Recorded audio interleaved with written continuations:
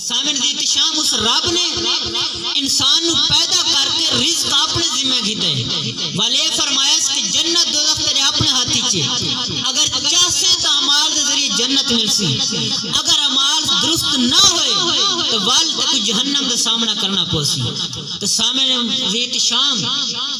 سکو رزق دے پیچھے بھجن دے بجائے بلکہ رب دی یاد کرنی چاہیے اس رزق کا ہر کہیں کو دیونے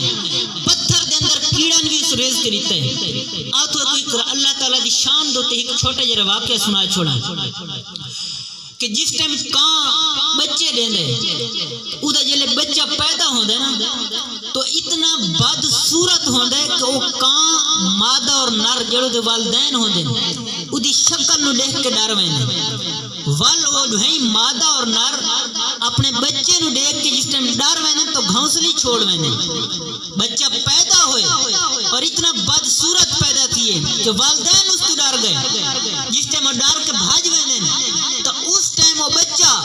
جڑا نہ اڑ سکتا ہے جڑا نہ صحیح طریقے نال کھا پی سکتا ہے دنیا تے پہلی بار آئے اور پہلا دی ہے والدین بھی ساتھ چھوڑ گئے وال رب دی قدرت دیکھو اپنی مخلوق نال کتنی محبت کردا ہے رب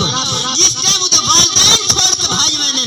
اور رب مچھر حکم دیندا ہے اے مچھر اج اس نو والدین بھی چھوڑ دین ونجو اے رزق دا میں ضامن ہاں بھائی کو دے قریب ونجو جس ٹائم مچھر او دانے دے قریب آندن او کاں دا بچہ اس مچھر نو کھاندا ہے 21 یا 22 نہیں جس ٹائم گزر دین تے والو دے پار نکل آندن او دی شکل تبدیل ہو ویندی ہے باتوں دے والدین آ ویندن تے سامن دے احتشام اس رب نے کاں دے بچے نو جڑا اساں بہترین چیز جس نو سمجھدے ہیں اس رب نے اس بچے نو بھکھا نہیں مرن دیتا اساں تساں اشرف المخلوقات دے وچوں ہیں تو وال رب ساکو کیویں بھکھا تساں مرن دے سی تو سامن دی